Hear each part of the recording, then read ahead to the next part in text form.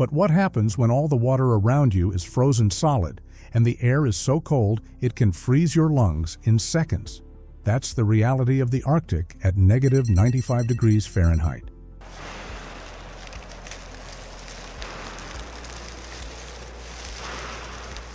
At this temperature, even the act of hydrating can kill you. Most people assume eating snow is a safe way to stay hydrated in the Arctic. It's not. It's one of the fastest ways to spiral into hypothermia, because your body has to melt that snow internally, and the energy required to do that is massive. Melting just 1 cup of snow takes about the same energy as running half a mile. In brutal cold, that energy drain isn't just exhausting, it's life-threatening. And here's where it gets worse. Snow isn't just frozen water. Wind-blown flakes gather pollutants. Older snow can harbor dirt, bacteria, and even traces of animal waste. The longer it sits, the more it absorbs. So now you're not just freezing from the inside, you're ingesting contaminants too. It's a vicious loop. The more snow you eat, the colder you get. The colder you get, the more desperate you become. And some snow, especially coastal drifts, contains salt, which actually speeds up dehydration. Inuit elders have a saying, "Only the foolish eat snow straight from the ground." And they're right. Untreated snow takes more from your body than it gives. It doesn't hydrate, it harms. So what do the Inuit do instead? They look for specific kinds of frozen water, ice with hidden properties that can mean the difference between life and death. Because when everything around you is frozen, knowing what to melt becomes the ultimate survival skill.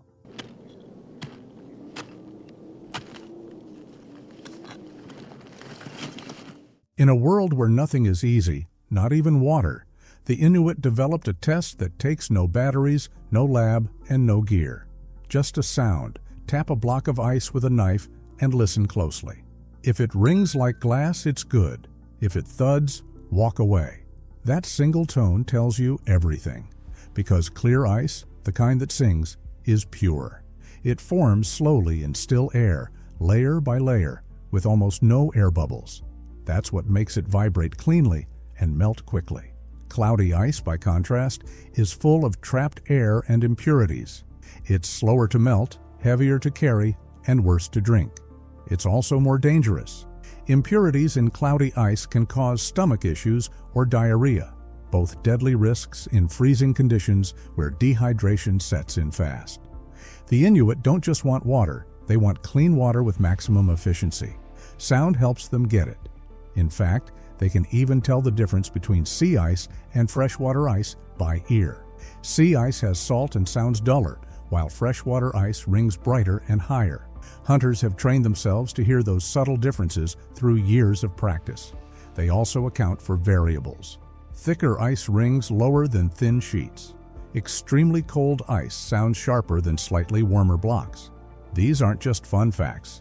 They're survival intelligence, passed from elder to youth, block by block, tone by tone. Modern scientists now back it up. They've confirmed that vibration and clarity are tightly linked. The crystal structure of clean ice allows sound to travel efficiently. Impure ice dampens that travel, disrupting the tone. And that's what makes this test so genius. It's not just faster than modern tools, it's timeless. You don't need light. You don't need to see. You don't even need to touch. You just need to listen. When your life depends on melting the right block, the Inuit trust their ears. The Arctic may look frozen solid, but beneath its surface, pockets of liquid water have quietly flowed for centuries. These hidden springs are no accident. Geothermal heat beneath the ice keeps some underground reservoirs from freezing, even when surface temperatures plunge to negative 95 degrees Fahrenheit. And the Inuit know exactly where to find them. These water sources aren't random discoveries, they're landmarks in a living memory system. Passed down orally across generations, Inuit hunters memorize spring locations like chapters in a story. Some have been in continuous use since before the Viking era. You won't find them on a GPS, but you might notice a subtle dip in the snow, maybe a wisp of steam on an impossibly cold morning. These clues, the kind most people would miss, signal a liquid reservoir just beneath your feet.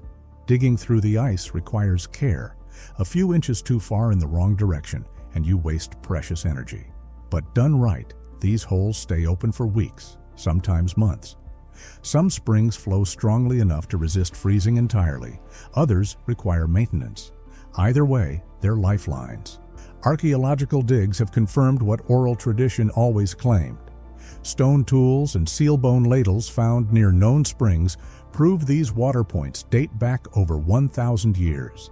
This is infrastructure without concrete, pipes, or blueprints. Water quality matters too. Spring-fed reservoirs are naturally filtered through rock and sediment, often cleaner than melted snow. Hunters also know which springs double as game hotspots. Where there's water, there's life. These maps aren't public. Elders often guard the most valuable sources, sharing locations only when someone's proven they're ready. This protects the spring and the community that relies on it.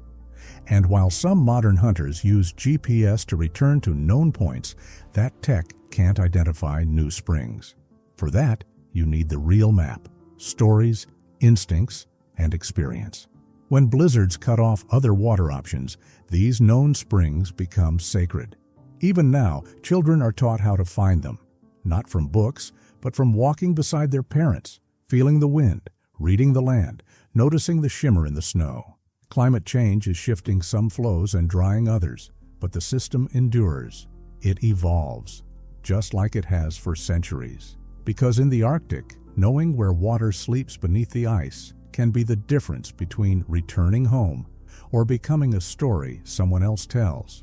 When you're surrounded by ice and snow, the last thing you'd expect to produce clean water is a lamp. But that's exactly what the Quollic does. This ancient Inuit tool, fueled by seal or whale blubber, transforms fat into fire.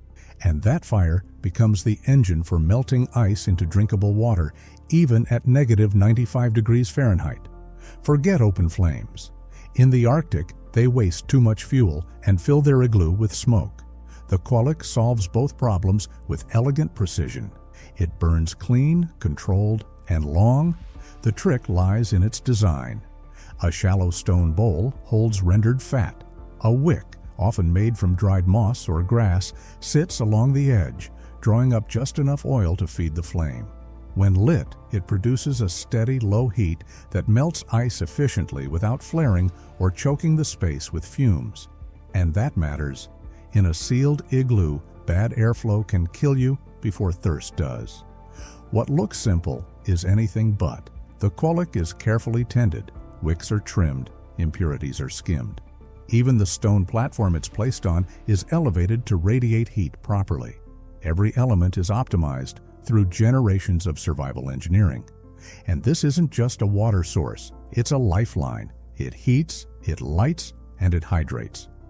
Tests show it uses 40% less fuel than an open fire to melt the same amount of ice. That's not convenient. That's survival math. Fuel preparation is just as critical. Before winter sets in, hunters and elders render animal fat into clean oil, removing every trace of blood or muscle. Impurities clog the wick and waste precious energy. Done right, the oil burns for hours with no smoke and no waste. Traditionally, women were the guardians of the Quollic. Their skill in keeping the flame steady and clean determined whether a family stayed warm, fed, and hydrated. Children learn this responsibility young, starting with miniature lamps and mastering flame behavior before they could walk solo in a storm. Different lamps serve different roles, one for cooking, one for warmth, one just for water. Hunters even adjust wick length to control burn temperature depending on the task. And the lamp speaks. Its flicker tells you about the weather outside. A dancing flame signals rising wind. A still glow means calm skies. It's a quiet early warning system built into a heat source.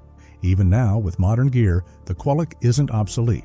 Portable stoves don't work as well in sub-zero wind. Synthetic fuels don't last as long. Metal conducts away heat. The Inuit tool still wins. And yes, the flame also lights your shelter. A single Quollic fills a dome with warm glow, melting ice, calming the mind, saving lives. It's one of the greatest examples of sustainable design on Earth. Nothing is wasted. Blubber becomes heat. Moss becomes wick. Bones become lampstands. Even the container for the oil, often made from animal bladders, is lightweight, leak-proof, and cold-resistant. But climate change is making this harder. Warmer winters reduce sea ice hunting grounds. Less hunting means less blubber. And some communities now adapt by using store-bought oils in traditional lamps. Still, the practice endures. Because this isn't just about fire, it's about memory, survival, and ancestral genius, shaped into stone and flame.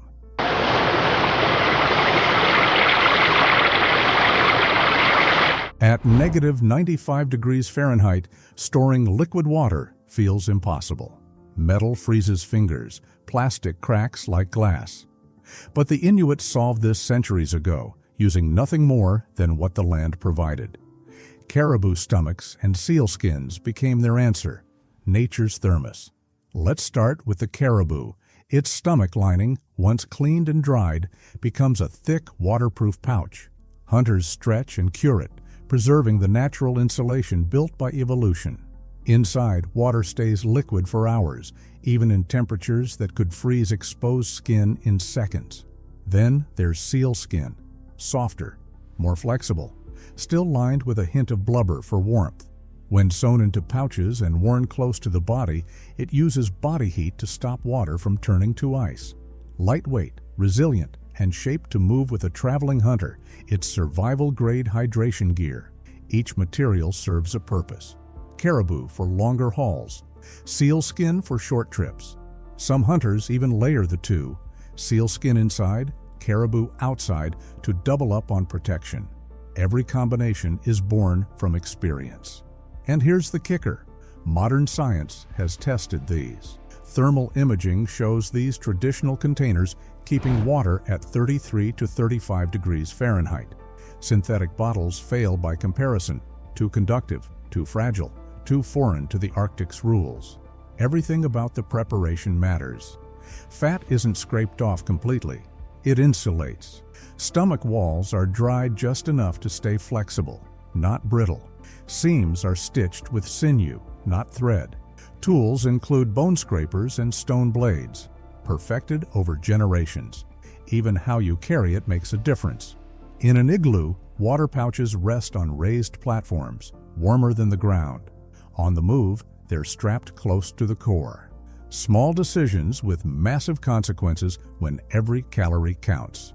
Women traditionally managed water storage, choosing materials, crafting containers, and teaching children to care for them. Their choices dictated how long a camp could stay hydrated between hunts. As always, the system adapts. Some hunters now place traditional containers inside modern protective shells. It's not about rejecting new tools, it's about honoring what already works and making it work longer. And every part of it, the materials, the care, the methods, comes from the land.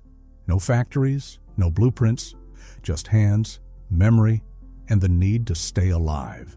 When every spring is frozen solid and blizzards bury known reservoirs, Inuit hunters fall back on one ancient last resort: sea ice. It's not ideal. It's not even safe unless you know exactly what you're doing. Unlike freshwater ice, sea ice contains salt. Drink it raw, and you'll accelerate dehydration fast. But if you select the right ice and treat it properly, it can save your life. Hunters start with visual cues. New sea ice is cloudy, brittle, and full of salt. But old, multi-year ice, often blue and glassy, has far less salinity. The Inuit know what to look for. No visible salt crystals, fewer bubbles, and a clean tone when tapped with a knife. Then comes the slow melt. Never a boil. The heat from a kolik, a seal blubber lamp, gently draws out the salt. The first runoff, heavy with brine, is discarded. Only the latter meltwater is kept, filtered through moss, caribou stomach, or gravel-lined skins. Some communities even use snow as an improvised filter layer, an added buffer against impurities. Here's where tradition meets intuition. The final test isn't chemical, it's taste. Elder hunters know what safe water feels like on the tongue. They can catch what no lab equipment could in the field. It's not just skill, it's a survival reflex. The process is slow, resource heavy. It burns fuel, it costs time, But in a whiteout storm or after a failed hunt, it means the difference between life and death. And climate change? It's making this harder. Sea ice forms later, cracks sooner, and thins unpredictably. The reliable blue slabs of old are harder to find. Communities are adapting, adding modern filters, using GPS to mark reliable zones, but the risk grows. What was once a last resort may soon become a necessity. Already between 2015 to 2020, Inuit communities spent the equivalent of 26 years under boil water advisories. Traditional backup methods like this one aren't just relevant, they're essential. The Inuit don't rely on sea ice often, but when the landscape gives them nothing else, they still know where to look, what to listen for, and how to turn the Arctic's most deceptive element into something that sustains life. The Arctic is warming 3 times faster than the global average. And with each degree, centuries of water-finding knowledge begins to unravel. Ice roads that once supported hunting caravans now collapse weeks too early. Snow falls late, melts fast. Patterns once memorized by elders become unpredictable from year to year.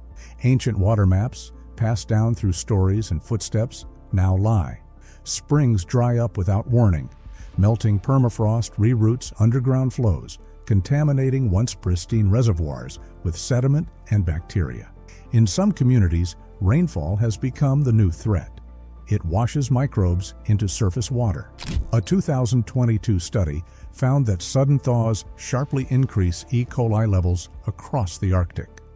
The same ponds that once meant life now trigger outbreaks of vomiting and dehydration. Between 2015 and 2020, Inuit communities endured 9,367 days of boil water advisories. That's the equivalent of 26 years of warnings, crammed into just 5. A clear signal that systems built for the past are buckling under the present. Freshwater ponds are disappearing. Some shrink to half their size, others vanish completely. Permafrost melt changes the ground beneath them. The sacred stops on ancestral hunting routes now appear as dry, cracked depressions in the snow. Even ice has changed. The clear, ringing tone that once guided hunters to pure meltwater now echoes less often. Cloudier, unstable ice appears in its place.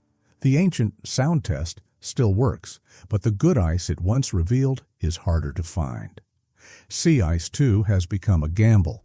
It forms later, thins faster, breaks apart before seasons end. Reliable, multi-year slabs for emergency water are scarcer. The old purification process still works, but needs more time, more fuel, more caution. The ripple effect touches everything. Blubber becomes harder to source. Caribou migrations shift. Seals move unpredictably. Fewer animals mean fewer containers, less fuel, and more pressure on remaining traditions.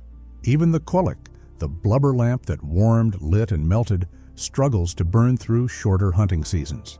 Some families now supplement with store-bought fats. The fire still burns, but the flame flickers under changing skies. Still, adaptation runs deep. Elders teach not just the old techniques, but the modifications. They add footnotes, warnings, alternatives. Young hunters learn to combine GPS with memory, animal skins with synthetic insulation, observation with data. Science finally confirms what Inuit communities have said for years. Lakes are shrinking, springs are shifting, the weather is unpredictable, and survival depends on those who know what to look for, even when the landscape forgets. The Arctic hasn't just warmed, it has changed the rules. But the people who once mapped water with memory still lead the way, and their knowledge, old or new, remains the most powerful tool in the fight to adapt. Modern Inuit communities live at the crossroads of ancient wisdom and new technology. Snowmobiles now deliver water to remote homes, but the drivers still read the ice with the instincts of their ancestors. The old ways don't disappear. They evolve, quietly guiding the new. Today's infrastructure often fails where tradition holds firm. Pipes freeze and burst. Truck deliveries stall in whiteout storms. In Inukjuak, Nunavik, a sewage system breakdown left homes without water for 2 weeks. It's a stark reminder. Southern systems don't always work this far north.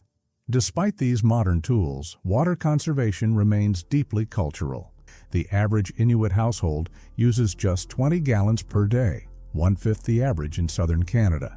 It's not minimalism, it's memory. Generations of scarcity have shaped how every drop is valued.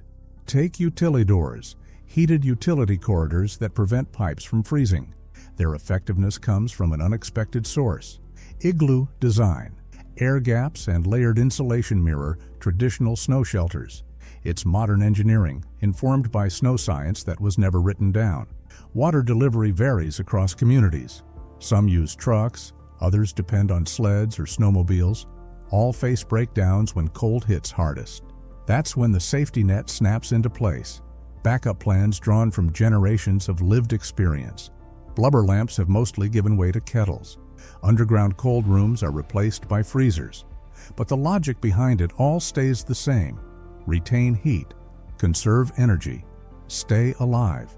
Today's tools serve yesterday's purpose, with new materials and the same goals. Plastic bottles dominate modern water storage, but seal skin bags still ride on sleds during long hunts. Caribou stomachs now appear mostly in ceremonies. The materials have changed. The knowledge hasn't. Climate shifts force communities to adapt faster. Melting permafrost breaks both the earth and infrastructure. In response, elders and engineers collaborate, one with memory, the other with measurements. The fusion creates Arctic solutions no outside manual could provide. The next generation learns both languages, the crackle of brittle sea ice and the hum of water pumps. They study plumbing and pressure systems, and also the smell of good snow. Their dual fluency is their future. Water testing reflects this hybrid approach.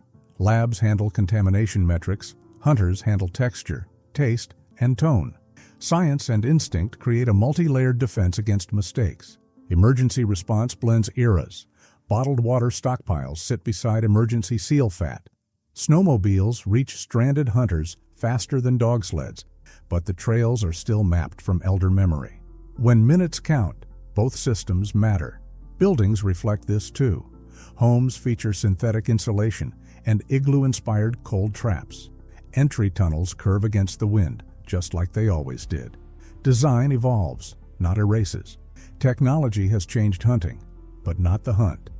GPS may plot the route, but it's still instinct that finds the breathing hole.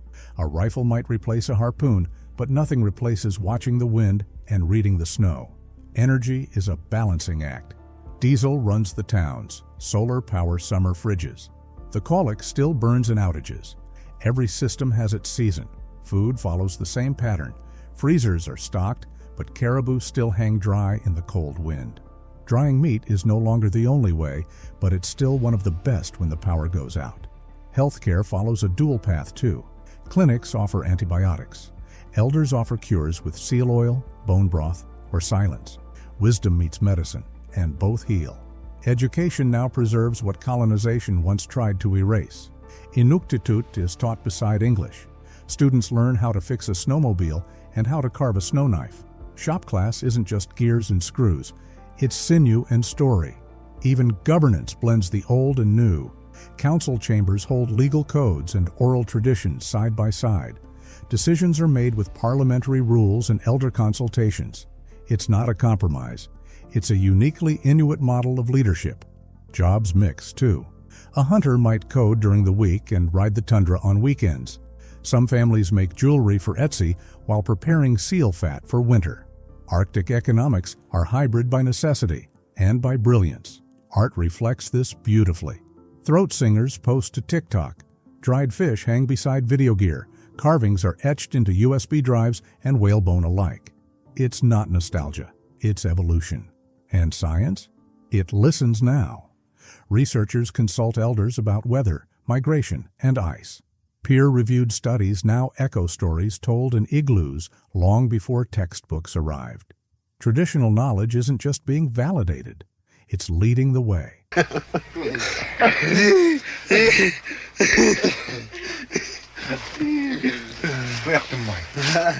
The Inuit didn't just survive the Arctic, they mastered it.